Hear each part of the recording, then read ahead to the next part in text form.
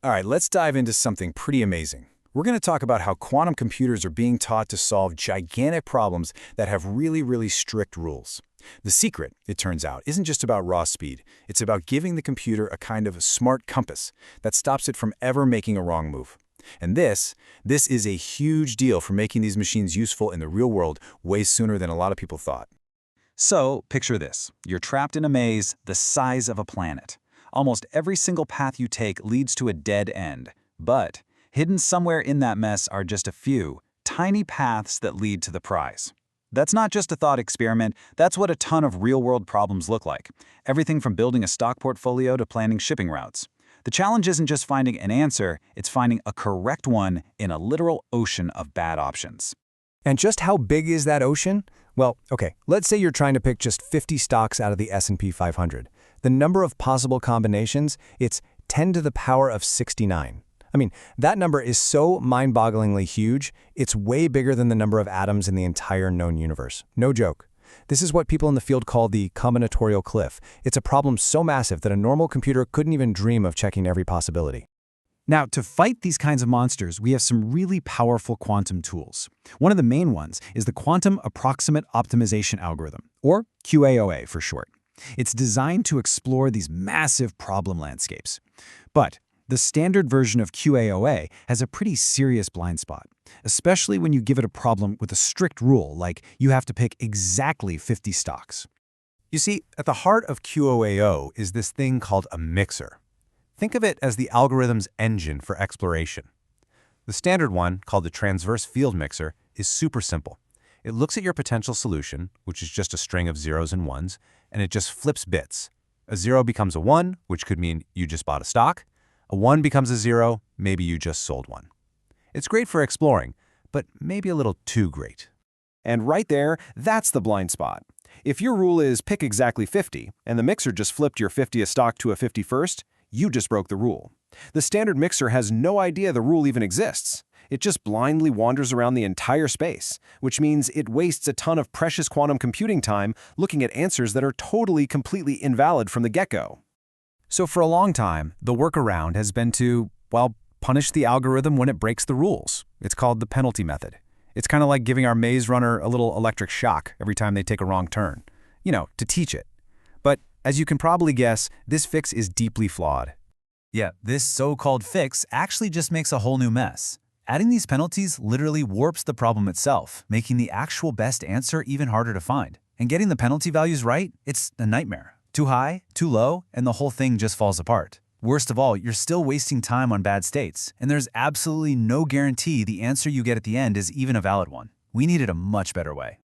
And that better way is just so much more elegant. Instead of punishing wrong turns, you build a system that can only make valid moves. Forget the blind maze runner. We're giving it that smart compass that only points toward the correct paths.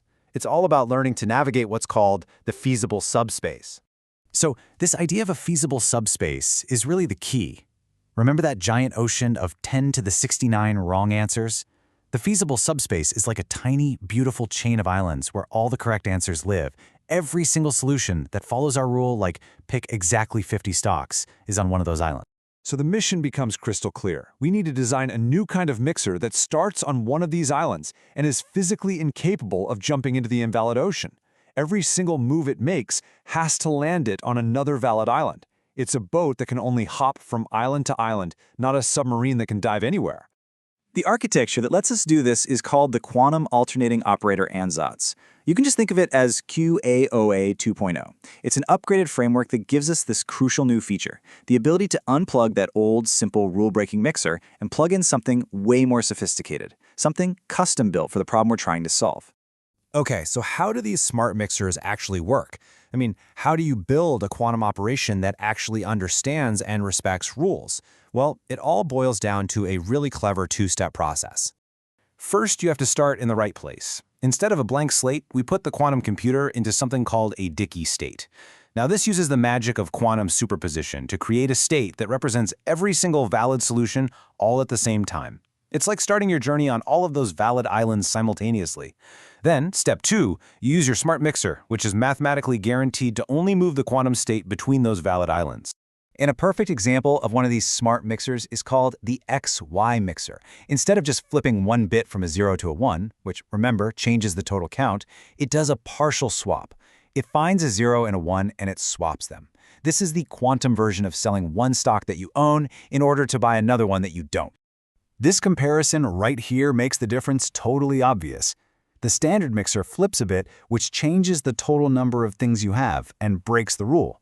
But the XY mixer's swap action preserves the total count. You start with 50 stocks, you make a move, and you still have 50 stocks. The rule is literally baked into the physics of how the operation works. It can't break it. All right, that's a lot of theory. But what does this all mean in the real world? Does this more elegant approach actually perform better? Oh yeah, the answer is a huge resounding yes. The benefits are just massive.